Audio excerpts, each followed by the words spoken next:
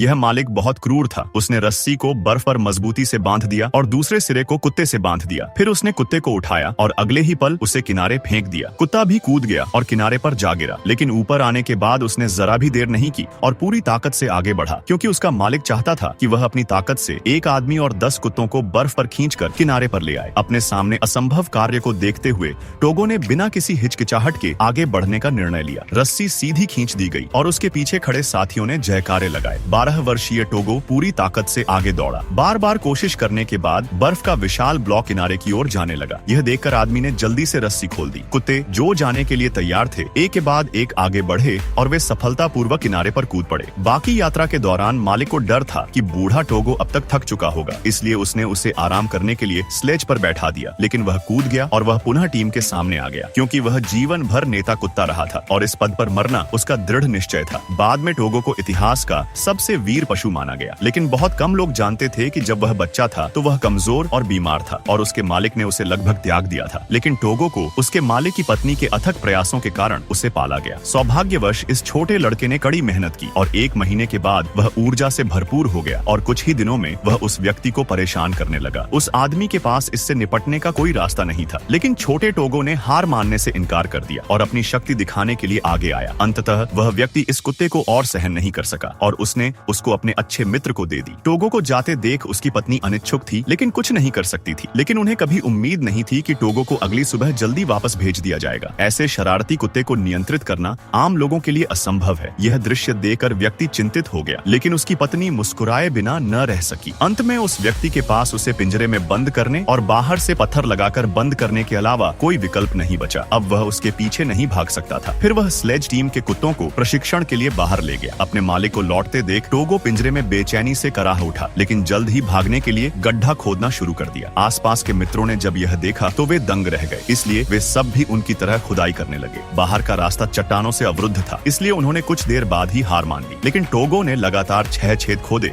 और 7वें छेद पर सफलतापूर्वक जेल से भाग निकला। अपने साथी कैदियों के भौंकने की आवाज के बीच वह अपने मालिक की गंध पाकर तेजी से उसके पास पहुंचा। जैसे ही वह मिला, उस छोटे कुत्ते ने टीम के रास्ते को बाधित कर दिया, जिससे तुरंत कुत्तों का एक समूह उसका पीछा किया, जिससे वह पानी में गिर गया और किनारे पर आने के अगले ही पल उस भीगे व्यक्ति ने उस छोटे बच्चे को दंड देने का निर्णय लिया। उसने टोगो को एक गोदाम में बंद कर दिया। छोटा टोगो असमंजस में था और घबराहट में गोदाम में इधर उधर भाग रहा था, लेकिन शांत होने के बाद उसने ध्यान से देखा और छत में एक छेद पाया जो उसके बाहर निकलने के लिए पर्याप्त बड़ा था। और फिर पार्ट 2 के लिए वीडियो को लाइक करें।